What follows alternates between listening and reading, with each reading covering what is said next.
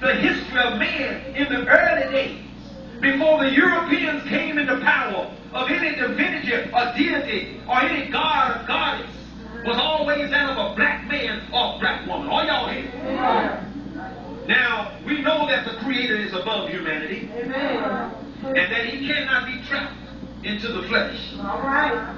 But whenever the divine forces chose to reveal itself to man, it revealed itself in a way that man could understand. Are y'all here? Amen. And the reason why it revealed itself is the form of a black man or sometimes a black woman.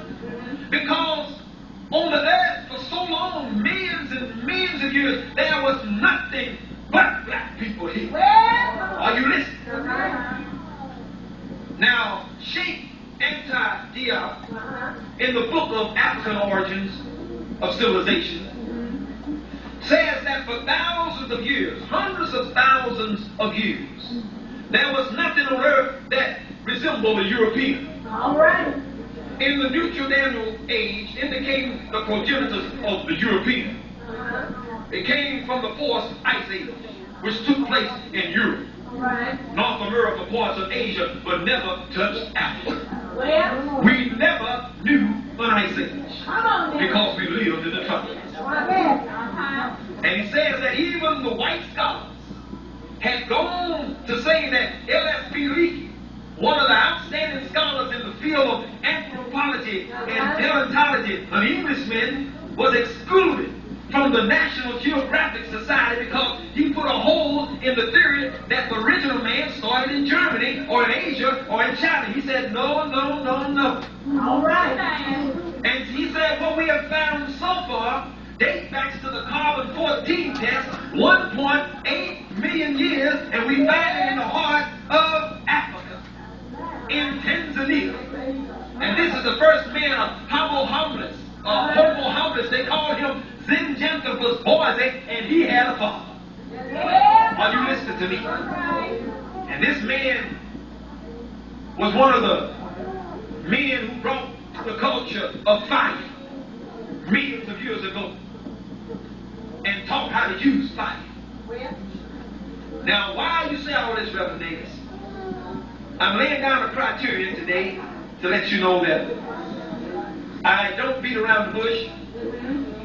I don't care who's present or who's not present. God put something in me to speak, and I must speak. I was thrown off many radio stations, and a totally black-owned radio station would not play my tapes because they said, you are too controversial. You say too many things that are too swelling for people to hear. And I said, look, this is America, and we have freedom of speech. I can speak what I will. I pay my bill, so put my tape on. But they refused. And one station blew up. Yes. Are you listening to me? I mean, I was getting down with it. I mean, I had the documentation, I had the books, and I was getting down with it, and I was telling it like it was. And two white preachers went into the radio station and talked with the owner of the station and said, look, you got to take this man off because he's putting a hole in the theory of Jesus is white. Well, he's talking about Jesus is black, and Jesus was married, and Jesus had children, and Jesus had two wives. All right. Well, I'm not saying something that's allegorical. I have books to back it up. I have the Jesus Scroll written by Jonathan George. I have God, the Black Man, the Bible, and Truth by Mr. Barshaver to back me up. I have J.A. Rogers, Sex and Rape, book 1, 2, and 3 to back me up, to give you documentation that what I say is true and that I don't lie. And we have black folk wish that I shut up because they say I'm rocking the boat. But the owner of this radio station, which is white, he called me and said, Reverend, 80% of what you preach and teach, he said, I believe. All right. He said, but you're going to be a loner because a lot of people are not going to listen to you. They don't want to hear what you got to say. All right. And after these two white preachers left, 3 days later, the radio station blew up. It's a good thing nobody was there. Everybody was out to lunch. Else they would have got killed. And the damage was over $300,000 worth of damage, and the insurance paid. And when we got back on the radio, they called me back and said, you can get back on. I went back on just as hot as I was before I went off. And the Spirit of God spoke to me and said, your work is done here. I want you to go a little bit further. And the owner told me, he said, why don't you stay, Reverend? I said, no, I got to go. He said, we'll go your rates. I said, well, that's good, but I still got to go. And we were paying close to $220 a week for that radio station on 6 days a week. But he was going to lower it to $180 for me to stay on. But I said, no, I got to go. And God blessed me to get on KHBN. And I thought my people would receive me. I thought my people would love me and embrace me and say, brother, go ahead. But no, to the contrary. My people rejected me. Jesus went to his own. And his own did not receive him. But many has received him. To them he gave power to become the sons of God. And I have been rejected by my own people. And when I began to preach the truth about where you came from and where you can go in God and who you were, they rejected me. Said, we don't want to hear this garbage. We don't want to hear this Black history stuff. This ain't Black History Month. But let me tell you something. Black history should be every day. Not once a month. And they're going to set aside a day in February for us to talk about our history. Oh, you listen to me. And they give us 28 days to dance. Shortest month of the year.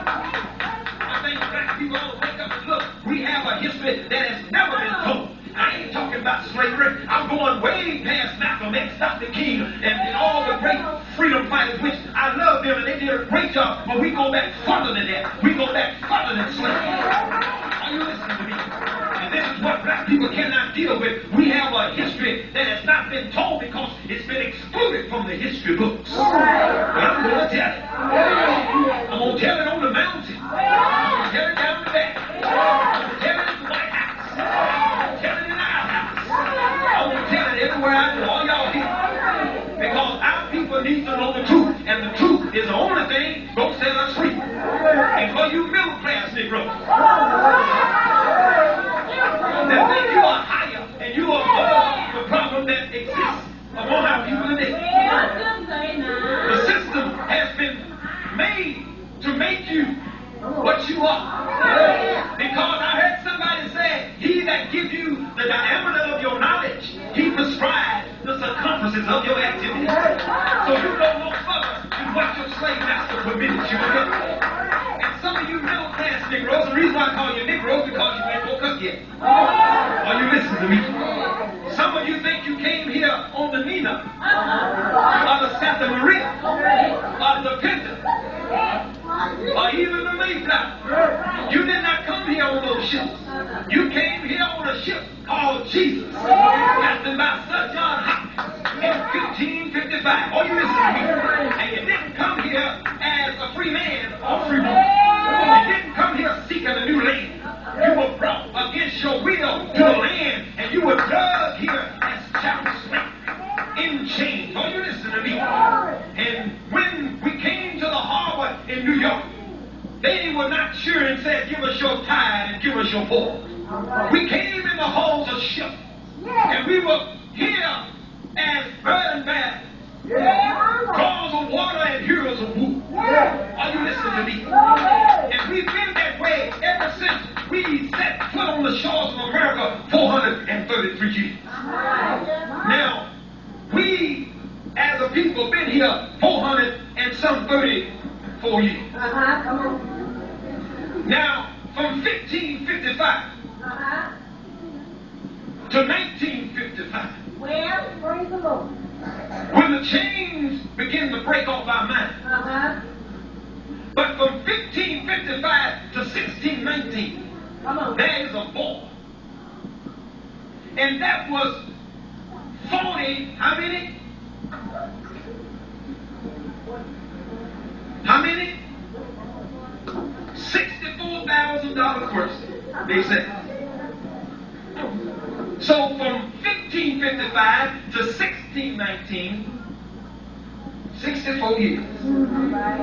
What happened between that time span?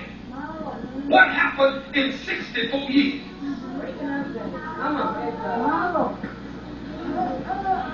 It took them 64 years from 1555 to 1619 to break a proud African down from kings, queens,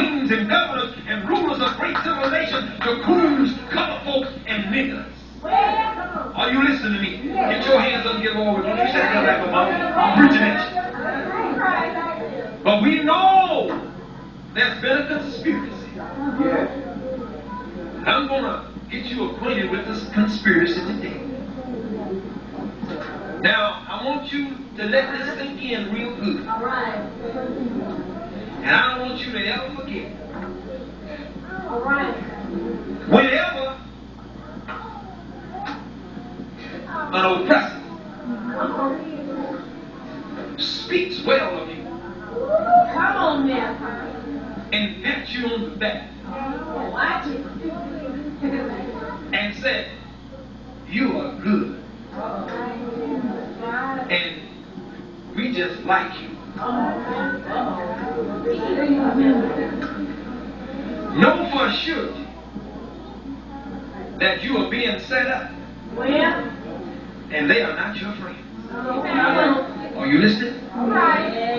And remember, every black leader that they have given us is not our leader. Amen. All right. Because when they are hurled and praised by the oppressor, know that they have been set up by the oppressor. All right. Are you listening to me? So everyone they give us, we know this is not the one, because they couldn't give us Malcolm.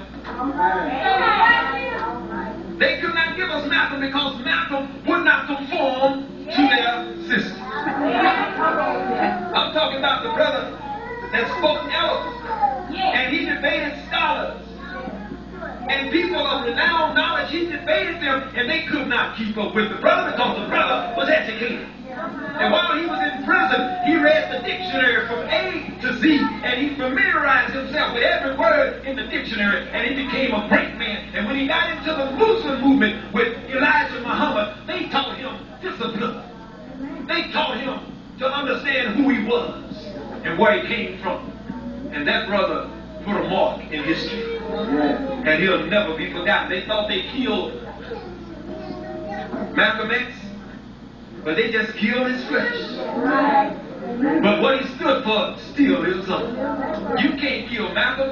Got a picture of me right here. Yes, sir, that's my brother. You can kill us in the flesh, but you can't kill the idea of the spirit. Are you listening to me? We came here, and we were child of another man. And you know, every time the master was sat down at the table and they began to discuss politics and economics, we always came up in their conversation. All right. And they would say, now, what are we going to do with the migrants? And one said, well, let's just count them as one nigger. Well, no, we can't do that. We got to give an account of what we do with these people. Because we know they're just 3/5 of a human being, and they don't have no rights. They're just like monkeys. We found them in the jungle with bones in their nose. They didn't know nothing. They was running through the jungle naked, eating each other. I heard Dr. Ben said, it'd been good if we did eat the missionary to come there. We wouldn't be in a situation like that if we ate the missionary. Oh, you listen to me. They said we ate each other and ate the missionary. Maybe that would have been a good idea to eat the missionary, because they brought us Christianity. We were not Christians. Hello. We were not Christians in Africa, but they made us do away with our religion, our culture, and our standards of living, and made us Christians and Muslims. And we know that Christianity, Judaism, and Islam all came from Africa, directly or indirectly. Are you listening to me? Some of you little closer. What is this preacher talking about? I'm talking about truth. And the truth is the only thing going to make us free. You might not like it, but I got to tell you. Somebody got to tell it. They would not let us read. We could not vote. We could not have organizations of our own. And we were made inferior.